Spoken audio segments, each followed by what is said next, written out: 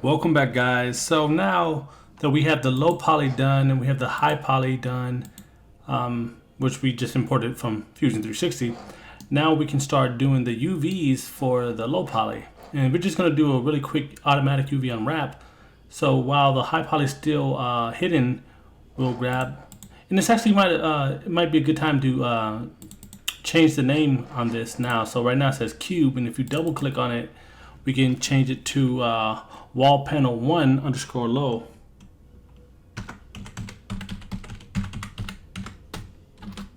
And it's always good to have a good naming convention set up so it's nice and organized. Now what we want to do is do the UV, so we'll go to the top tab here where it says UV editing, and what I want to do is middle mouse scroll out, and you see we can barely see this, so if we zoom out we can't see it. Remember we had to change the clipping for the end camera. So what we want to do is hit N on the keyboard, go over here where it says view, go to where it says end for the focal length, clip start, clip end. We want to change it to 4000. Hit enter. Now we can see you no problem. And let's hit N to close that out. Now we can start working on the the UV layout. So we're here in edit mode on the right side, and on the left side we're also in edit mode, but we're in the 2D viewport of the UVs. So if we hit A really quick and then we hit U, we can do a smart UV project, and that's going to cover this entire area with the UVs of this model. So if we hit U, go to smart UV project, hit OK, and quickly you'll see we have the UVs done for this, and we are done with the UVs. Just that simple. Now I could have easily went through and created seams for this, but this is a relatively small and easy, simple model, so we don't need to do that for this one. So we can just go back to layout, and essentially this is the part where we just export out the low poly. We save it as wall panel 1 underscore low, and we start bringing it into Substance Painter. But there's one vital step, and this is really the most important of them all. So if I toggle off the low poly and toggle back on the high poly, and let's select this high poly and hit tab. And remember, the wireframe is really disgusting. So if we were to export this out right now without dynameshing or remeshing this, we'll have what looks to be normal on the surface inside of Substance Painter, and but once you add a material, you'll see that there is artifacting within the model because of this triangulation, and this is why people don't want to work with CAD geometry. So what we want to do is try to make this as dense as possible with evenly spaced faces.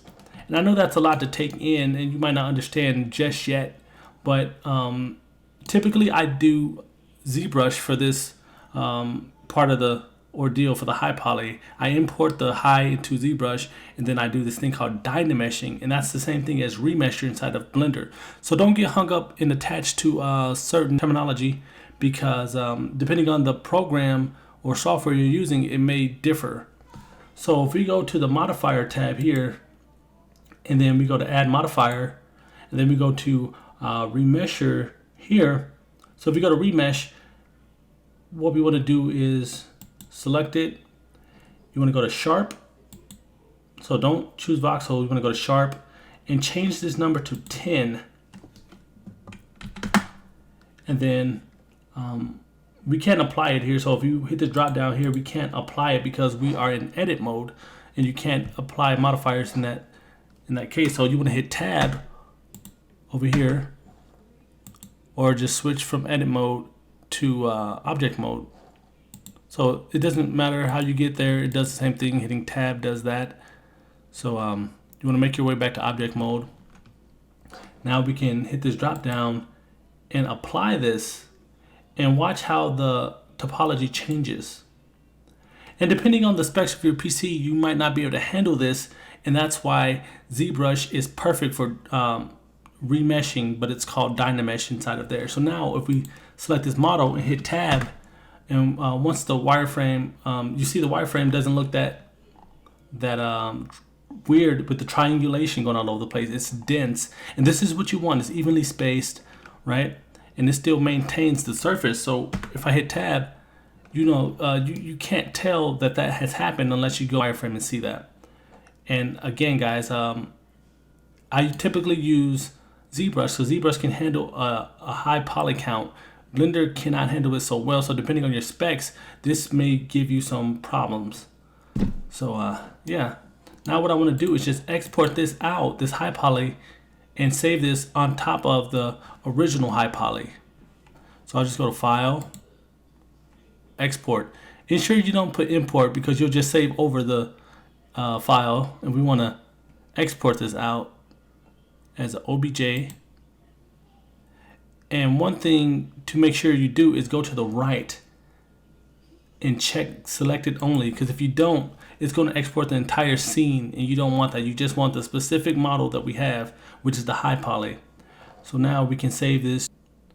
So this is wall panel 1 high, so I'm going to save this over that. Hit and I have this checked over here just to double check. Now we can export this.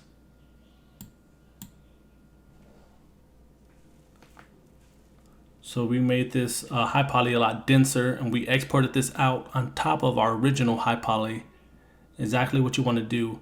And for the next step, we're going to take the low poly and export that out now that we have a low poly and we have UVs done for it. So now that that high poly is exported and it's done properly, now we can hide or delete it. It doesn't matter. I think it's a good time. I think I'll just delete it because I no longer need it. And then I'll toggle back on my low poly, select it, and then I'll just export this out into the low poly folder.